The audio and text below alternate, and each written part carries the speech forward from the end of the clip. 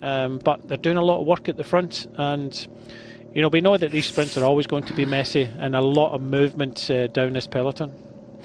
Yeah, because they only have 2 riders now left in front of Craig Wiggins, which with 3K to go is not a lot. And the other teams, they are just profiting from the work done there by the Australian team. Lotto Soudal and Movistar just sitting on Astana as well.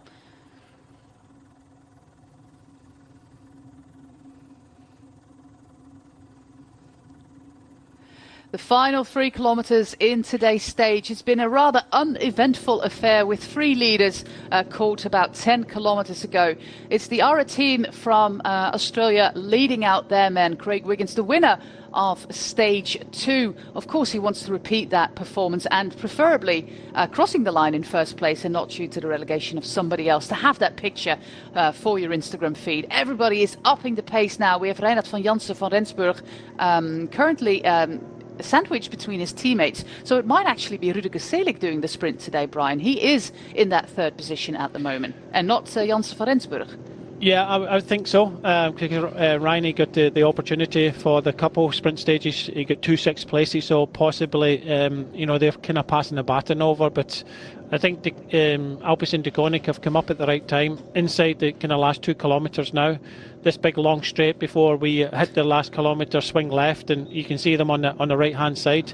On these big wide roads, we said it right from the start that you can afford to kind of sit back a little bit, a lot of movement. You don't want to burn too many of your teammates up, but yeah, like the first 2 sprints, this is going to be rather chaotic. Look at that, X and that rider from ARA Pro Cycling. There was a lot of elbowing going on there into the final kilometre. Everybody, of course, wants to keep their place. They are really fighting for their position. The entire peloton is now moving to the left side of the road to do that left-hand turn that you described there. We have Syriza doing the work for the Astana team, or Seitz doing the work for the Astana team for Gleb Syriza. That's the Flamme Rouge. We're now inside the final kilometre. We see Ryan Gibbons doing the work there for Milano as well. Norsgaard doing the work for Max Kanter. Marijn van den Berg is moving to the front in the pink. Oh, there's a big crash in the middle of the pack with one of the riders of the ARA team going down, and that is causing big chaos there.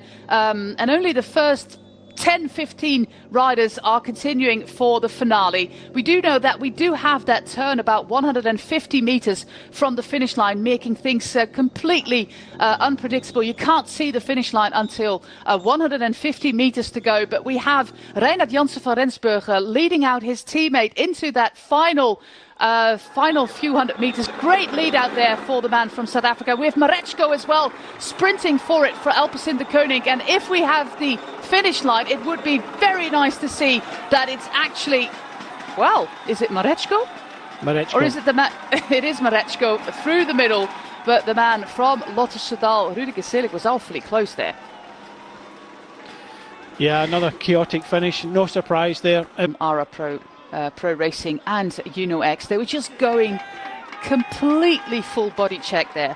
Absolutely unacceptable behaviour, and we'll see on the... All about positioning, wasn't it, with Van Rensburg at the front here with Selig, and just behind you had Marechko, so that corner coming just inside the last kind of 300 metres there, and you can see when Marechko goes that Milano was pretty much on his wheel, but a good lead out from Van Rensburg. But Selig is going, and you can see Milano again having to push and shove a little bit too far back, no room for him, and Marechko just nips through there. Grossu for Dronhopper, he was in the perfect place, getting 3rd place. Marechko wins ahead of Selig, Grossu, Molano, Blikra, Kanter, Taminio, Gustav Basson, Marijn van